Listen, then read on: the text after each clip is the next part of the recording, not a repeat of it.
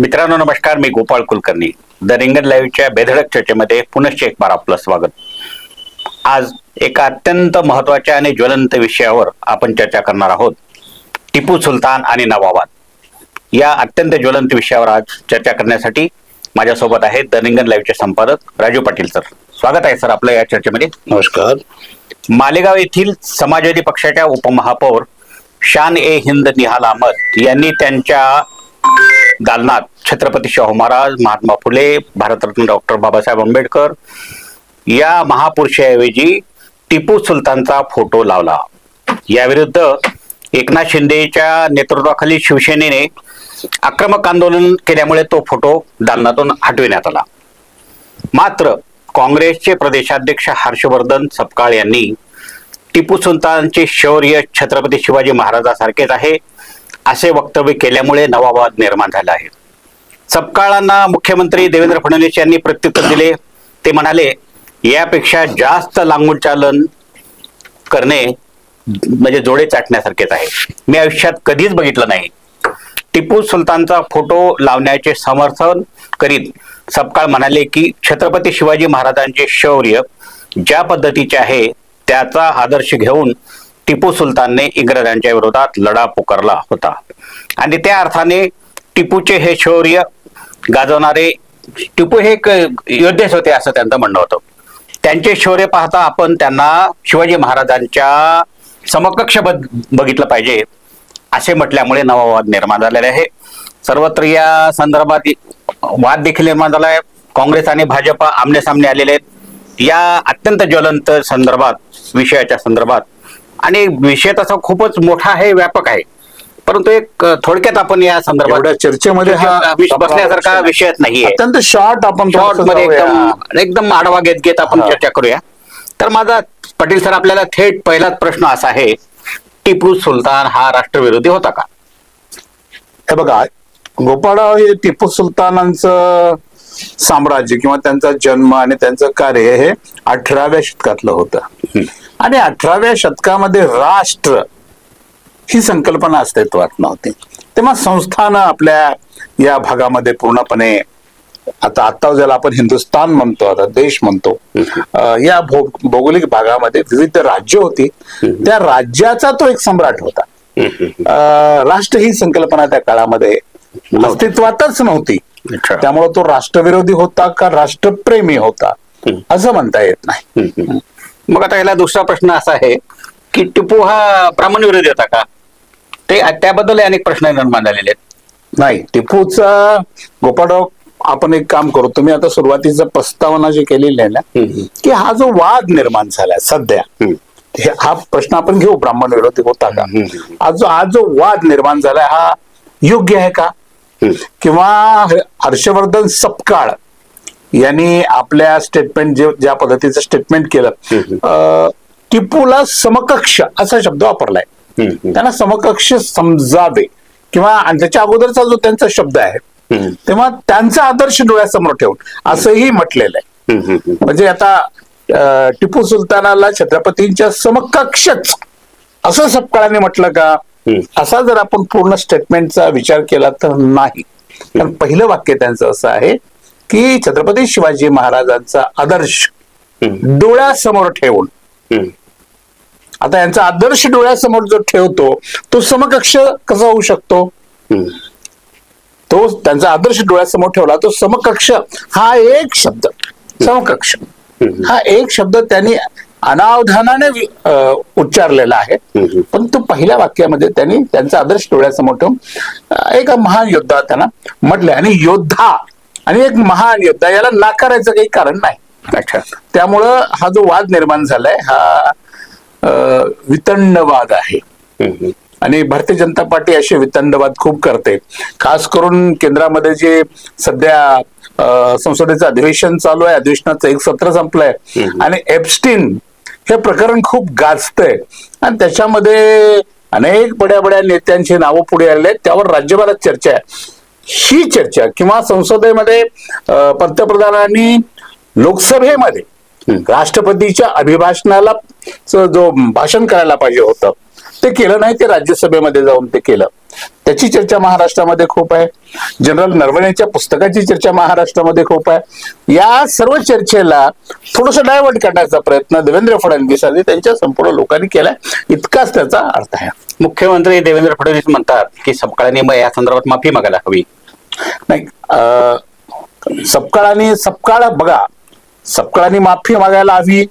पहिल्यांदा त्यांनी हा जो गुन्हा केलाय किंवा ते गुन्हा आहे का यावर चर्चा झाली पाहिजे.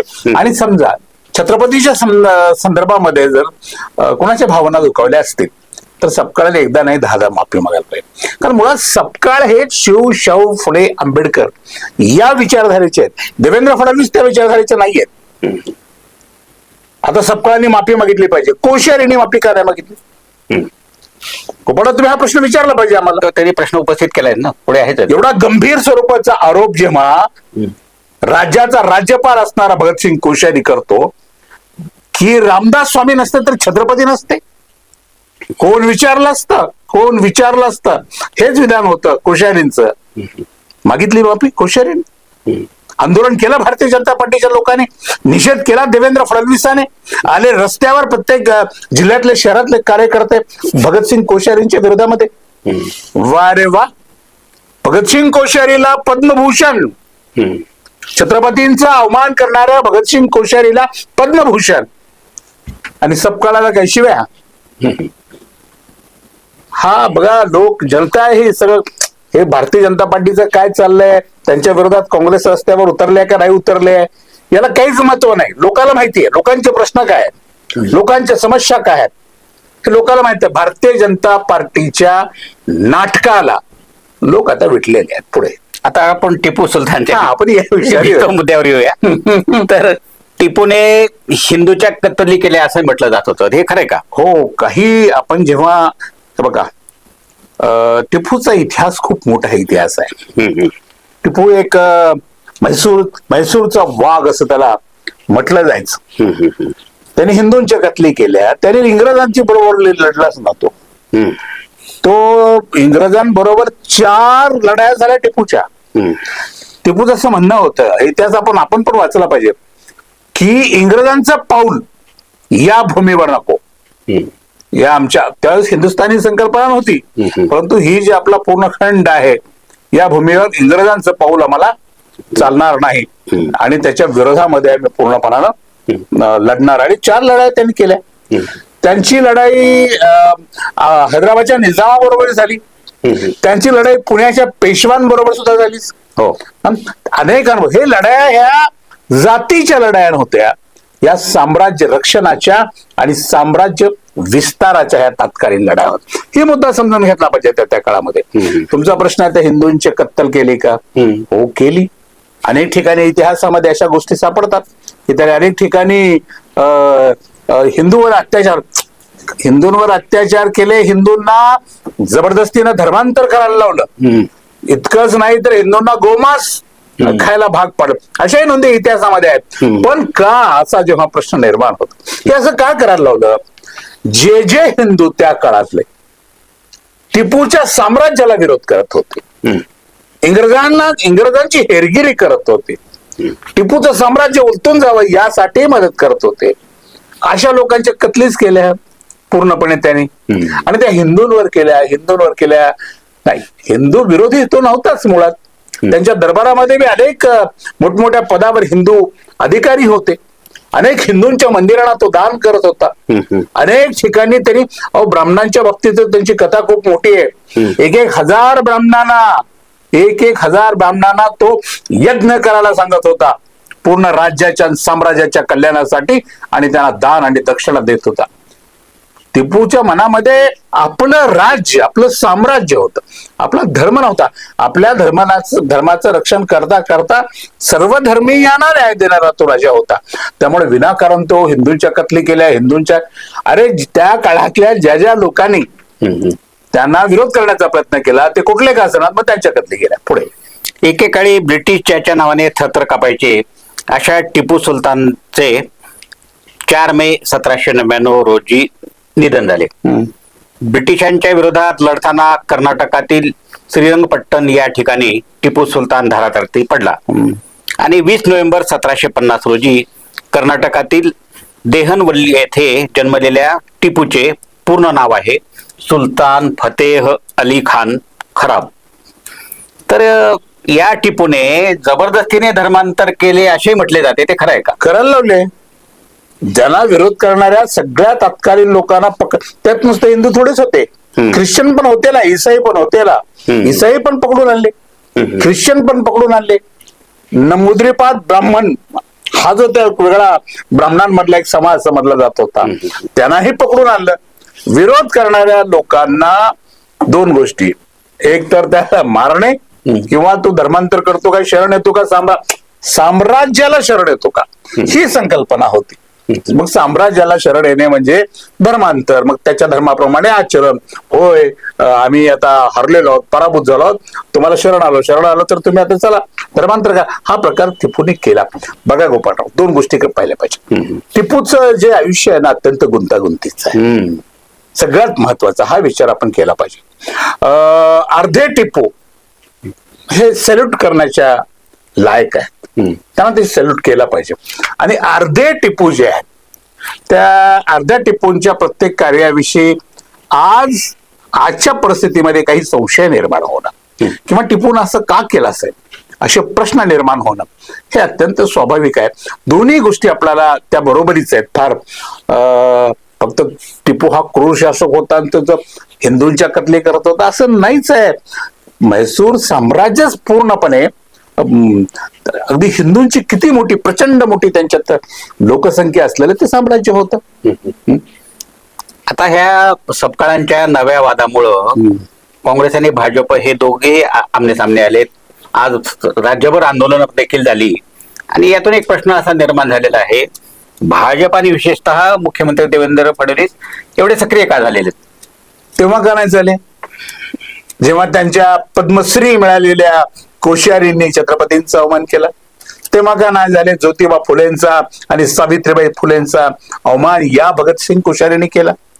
आणि खूप मोठा इतिहास आहे गोपाळराव, तुम्ही म्हटल्याप्रमाणे शक्य नाही. भारतीय जनता पार्टीच्या नेत्यांनी कर्नाटकामध्ये जाऊन किंवा त्यांचं शासन असताना भारतीय जनता पार्टीचं या टिपू सुलतानचा अत्यंत सन्मानपूर्वक गौरव केलेला आहे. ते परिधान करत असलेल्या टोप्या घातलेल्या, त्यांची वस्त्र अंगावर तशा पद्धतीचे भारतीय जनता पार्टीच्या लोकांनी पूर्णपणे घातलेली आहेत. आणि टिपू सुलतान हा एक फार मोठा राष्ट्रभक्त आणि महान वीर होता, अशा पद्धतीची भाषणं सुद्धा याच भारतीय जनता पार्टीच्या लोकांनी केलेली आहेत. आता देवेंद्र फडणवीसांचं आजचं जे प्रेम आहे, बेगडी प्रेम म्हणतोय मला, बेगडी प्रेम. तुम्ही राज्याची मुख्यमंत्री आहात, तुम्हाला नाही शोभत असलं तुम्ही असे धंदे अजिबात करू नये. तुम्ही शपथ खाल्ली संविधानाची की मी सर्वांना समानतेचा न्याय देईल, तुम्ही अशा गोष्टी करू नये. सपकाळांचा विरोध करायचा आहे तर एका शब्दामध्ये आधी तुम्हाला करता आला असता, पण तुम्हाला असा आदेश, महाराष्ट्रात आदेश सगळ्या भारतीय जनता पार्टीच्या शाखेने रस्त्यावर, आणि रस्त्यावर लोकांच्या कल्याणासाठी कामासाठी उतरायला हवं. तुमच्या रस्त्यावर तुम्ही छत्रपतींचा अपमान झाला तेव्हा जर रस्त्यावर उतरला असता आणि पुन्हा आज उतरला असता तर तुम्हाला सॅल्यूट होता. एकदा तुम्ही गप्प बसतो, हाताची घडी तोंडावर बोट, आणि आता मात्र बाहेर. म्हणून आपण आपला मथळाच आहे की कोश्यारीना पद्म आणि सपकाळांना शिव्या. वा रे मुख्यमंत्री, तुमचा न्याय वा.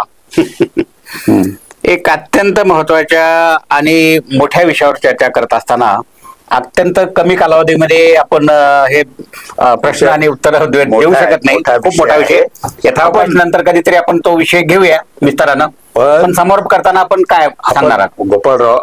आपण आपल्या रिंगणच्या वतीनं तुम्ही आम्ही मिळून महाराष्ट्रातल्या तमाम लोक मंडळींना, मग ते कुठल्याही पक्षाचे असू द्या, काँग्रेसचे असू द्या, भारतीय जनता पार्टीचे असू द्या किंवा आणखीन कोणी असू द्या, आपण शांतता राखा, संयम राखा.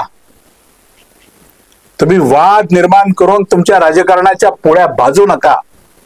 तुमची प्रत्येक गोष्ट, सपकाळ चुकले असतील तर त्याची शिक्षा त्यांना मिळायला पाहिजे. जनता त्याची शिक्षा त्यांना देईल आणि ते दिली पाहिजे. त्याच्यामध्ये काही सपकाळाला शिक्षा द्यायला तुम्ही जाऊ नका, कारण तुम्ही धुतले तांदूळ नाही. अहो, एखाद्याला वाईट म्हणायला कुणी जावं माहितीये का? गोपाळरावला मला वाईट म्हणायचंय, मला तो अधिकार कधी प्राप्त होतो? जेव्हा मी चांगला असेल तेव्हा ना. गोपाळराव पेक्षा जर मी 7 पटीनं वाईट असेल मला काय अधिकार पोचतो गोपाळांना वाईट म्हणायचा? तेव्हा भारतीय जनता पार्टीच्या कार्यकर्त्याला, पदाधिकाऱ्यांना, मुख्यमंत्र्यांना कोणालाही हा नैतिक अधिकार नाही आणि हे महाराष्ट्राला आवडणार नाही. आपण आव्हान हे करूया की शांतता राखा, असे प्रयोग करू नका. महाराष्ट्रातले अनेक प्रश्न पडलेले आहेत, ते प्रश्न सोडवण्यासाठी आपल्याला भविष्यात काय करता येतं का, सर्वांनी मिळून विचार करा. समारोप करताना पाटील सरांनी खूपच मार्मिक शब्दात सांगितलंय की वाद नको, आता हे शांततेने संयमानं परिस्थिती हाताळा, कारण अनेक प्रश्न महाराष्ट्रापुढे आहेत. केवळ एखादा प्रश्न घेऊन त्याच्यावर वाद निर्माण करायचा आणि त्यातनं जनता भरडली जाते. त्यामुळं छत्रपतींच्या स्मारकाकडे जर लक्ष दिलं आणि ते जर उभं राहिलं लवकर, तर किती मोठा सन्मान छत्रपतींच्या चाहत्यांसाठी आणि छत्रपतींचा होईल. फडणवीसांनी त्याकडे लक्ष द्यावं. हो, असलं धंदे करू नयेत त्यांनी. छत्रपतीचं स्मारक महत्वाची गोष्ट आहे, त्याने एक वर्षापासून पडून आहे. त्याकडे मुख्यमंत्री या नात्याने त्यांनी लक्ष दिलं पाहिजे. त्यांनी असं जिल्ह्यातल्या जिल्हाध्यक्षासारखा आणि कार्यकर्त्यासारखी अशा पद्धतीचं स्टेटमेंट करून आपल्या सगळ्या लोकांना पेटवून विनाकारण महाराष्ट्रामध्ये अशांतता निर्माण करण्याचा प्रयत्न करू नये. ते राज्याचे गृहमंत्री सुद्धा आहेत. तर मित्रांनो, असेच वेगवेगळे कार्यक्रम किंवा चर्चा आपल्याला पाहिजे असतील तर आमच्या रिंगण या फेसबुक पेजला देखील आपण फॉलो करा आणि द रिंगण लाईव्ह या युट्यूब चॅनलला लाईक, शेअर आणि सबस्क्राईब करा. धन्यवाद. धन्यवाद.